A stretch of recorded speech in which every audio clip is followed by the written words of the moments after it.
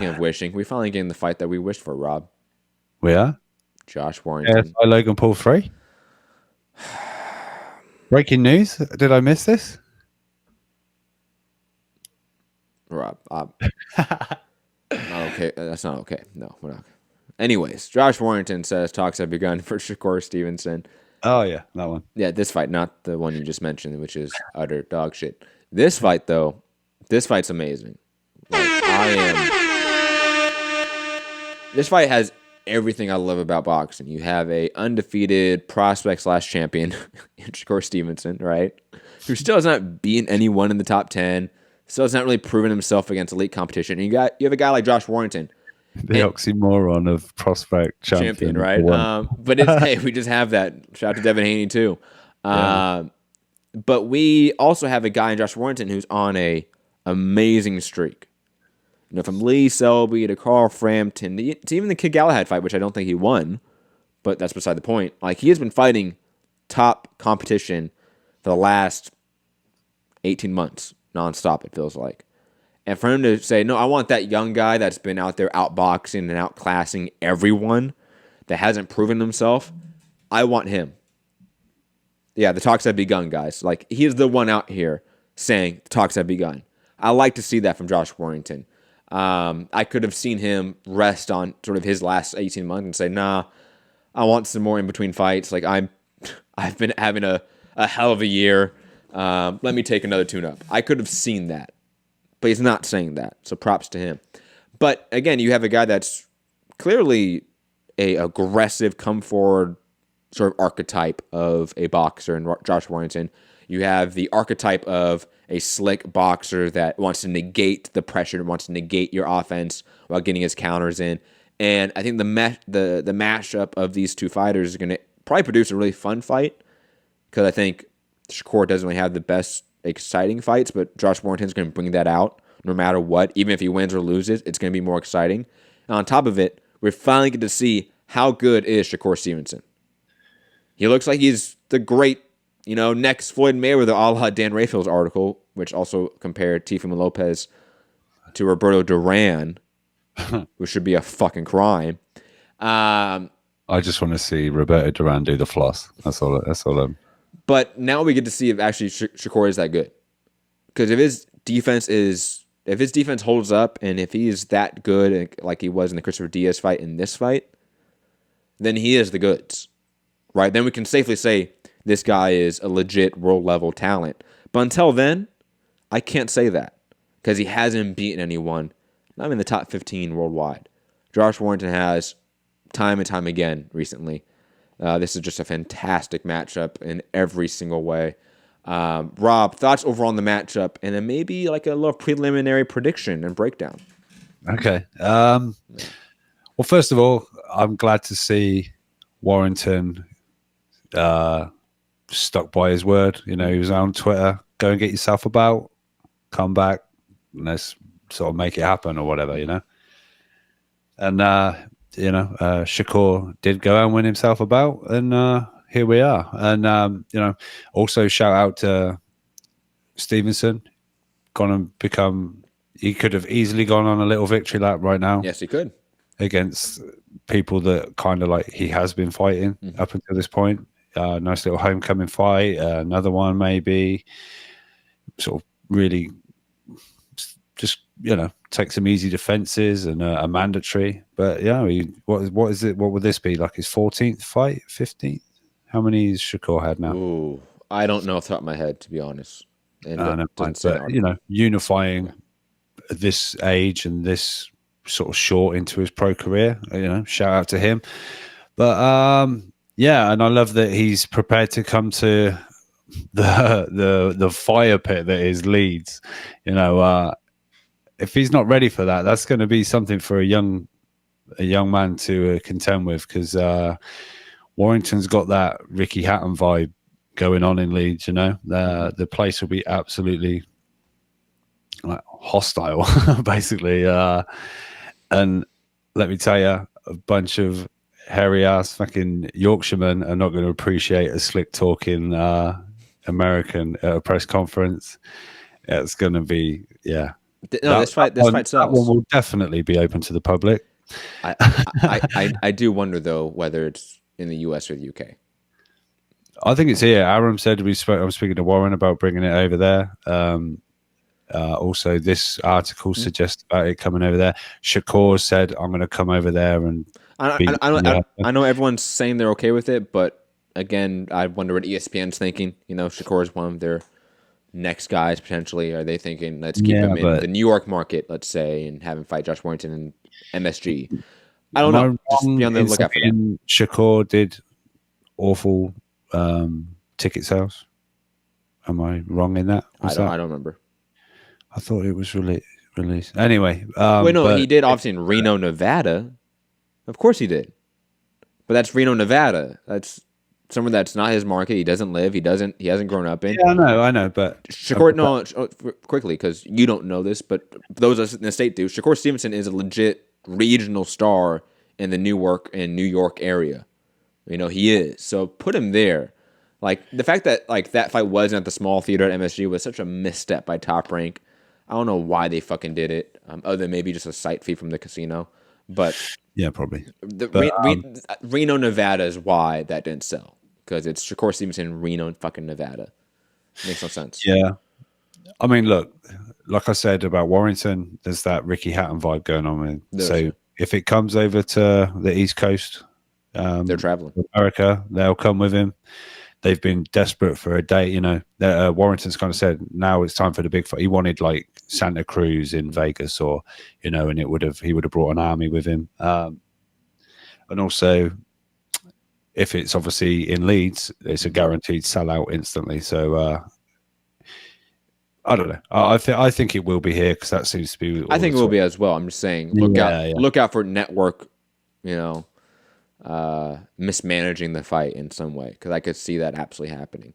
I don't think Bob has any issue taking Shakur over there, because he's taken other top-ranked fighters to the UK for fights for championships. Yeah, for sure. Tim Bradley, obviously, famously, and Terence Crawford, two top-ranked fighters that went and won belts in the UK, and then came over here. Loma, he came over. Yeah, but that's not what I'm talking about per se, because like Tim Bradley's breakout moment was the UK fight that he had against. Right, okay. What's his name? Why am I forgetting his name? Someone in the chat, like Leonard's going to bring it up instantly, or Igloo, and I apologize. And obviously, Terence Crawford, Ricky Burns was a breakout performance in a way, right? Like those were breakout moments for those guys in their respective careers. I think Bob has used the UK for breakout moments in guys' careers before. And I think that's what he's thinking about this with Shakur Stevenson, is that sent to the UK for a breakout performance over there. Loma already had breakout performances. Like he was. Oh, right, okay. That's what I was getting at. Like this is, they're different stages of their careers. That's what I was meaning. But digressing. Very quick.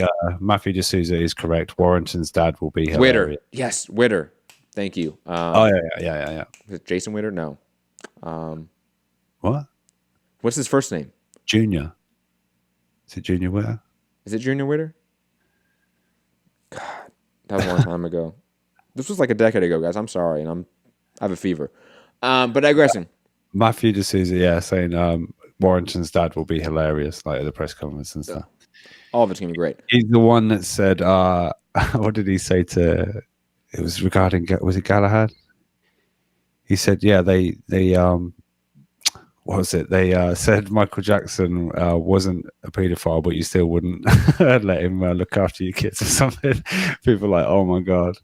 I can't remember how it came into the conversation on the at the press conference. But by the way, it was Junior Witter. Thank you, Santiago. Yeah. Thank you, mate. Junior Witter on the main event of Showbox, The Next Generation. That's what that fight was on. Yes, it was. The Next Generation. And it was The Next Generation, Tim Bradley. Yeah. But digressing. Showbox, the future of Fox. Is that how it works? You can maybe shop work that a little bit, you know. No, the wording was a little bit off. The flow was a little bit off. We'll build them. Yeah. And then Fox can use their premier status. If you build them, Fox will come and take them. If you build them, Fox will come. But sort of an early prediction on this fight. Warrington all day long.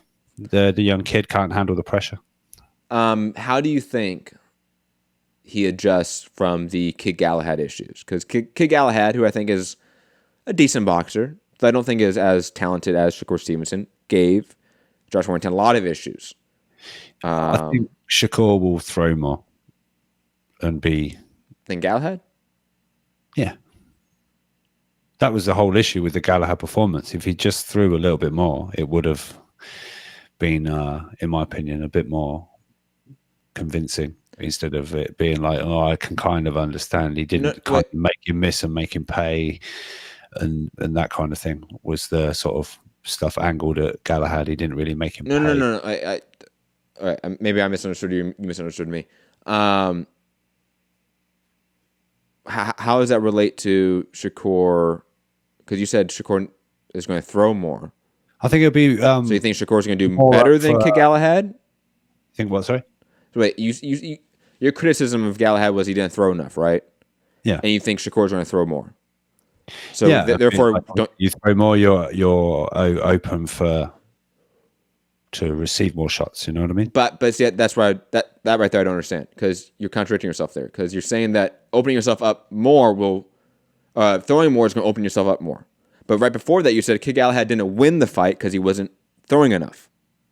So which one is it? Is Shakur going to throw more and that's going to be better for him because Galahad wasn't throwing enough in terms of counters? Or is Shakur going to open himself up with volume? Because you're saying two different things about I'm not throwing more. You are. No, just go back and listen to the show, because you did. Maybe just rephrase yourself, because you're not making sense. I know what I mean. You just don't. That's all. Then I know. I'm saying. Let me explain then. I am. I am. Go. And then, so yeah, I just think when Galahad did make him miss, he didn't then like capitalize on it. Whereas I think Stevenson will potentially be making Warrington miss a little bit, but he will be looking to make him pay for it. And then I think there's more there's more chance of this fight being more of an interesting fight to watch rather than the Galahad one. And I think Shakur, being young, will be maybe also up for a bit more of a trade-off or looking to...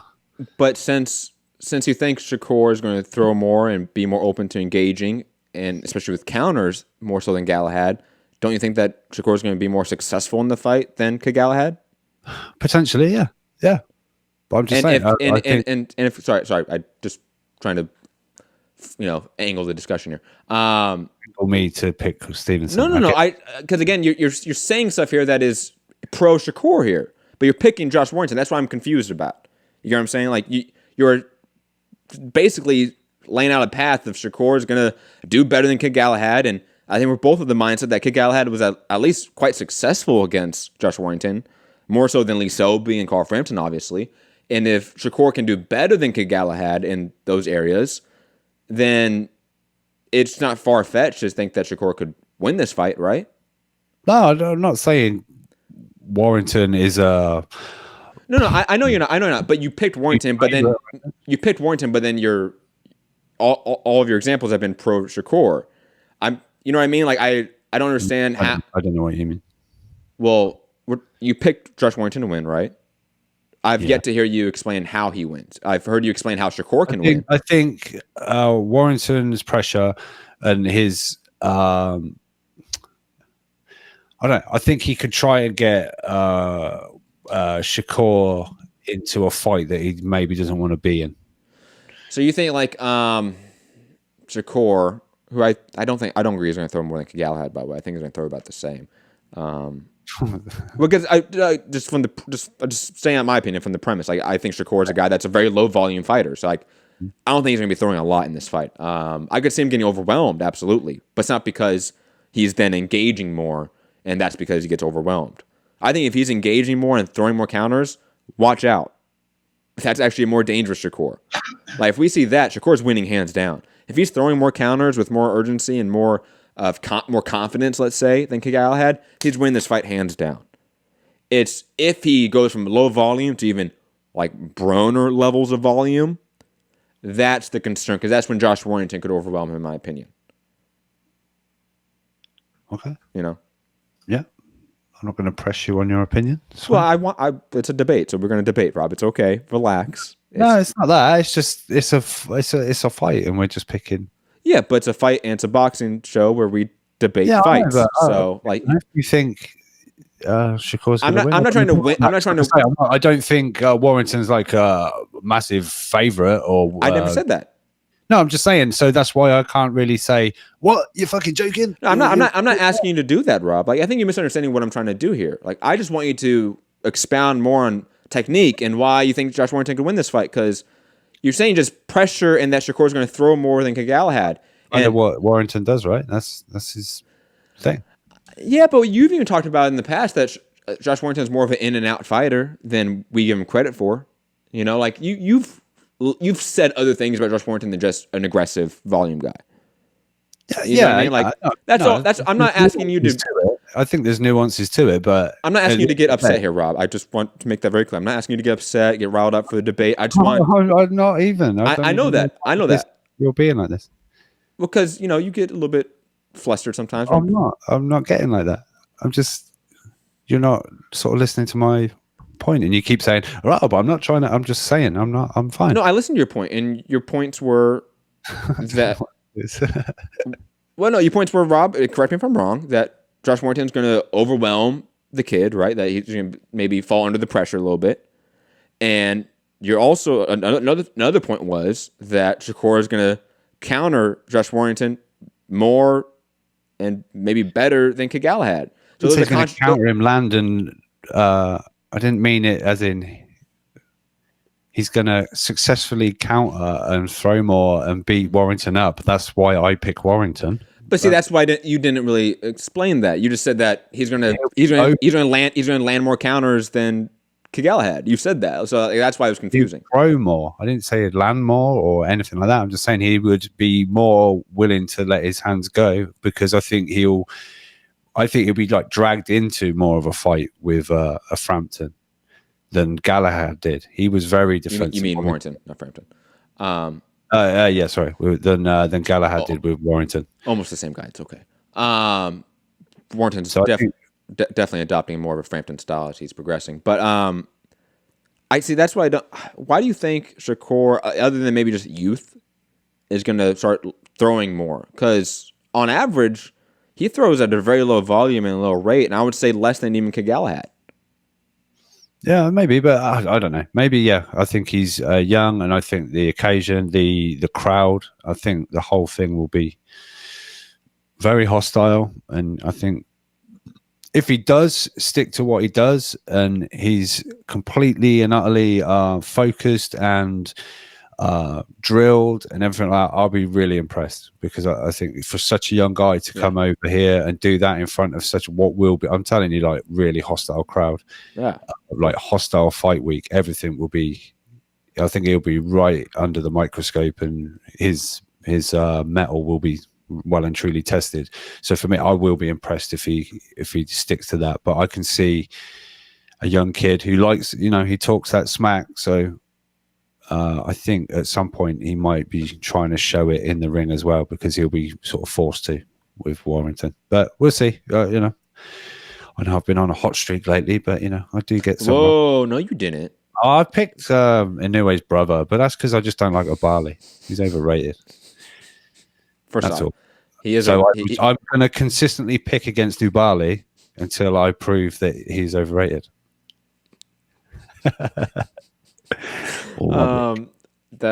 But just want to point out that you're not on the hot streak anymore. You're starting back, and we didn't do picks this week because there's no big fights. So I picked Rocky Fielding by stoppage, which has happened. I picked Flanagan on points, which happened. Okay, everyone picked Rocky Fielding and stopped. Everyone picked Rocky Murray by points, which happened. It's literally just happened. Anyways. Yeah.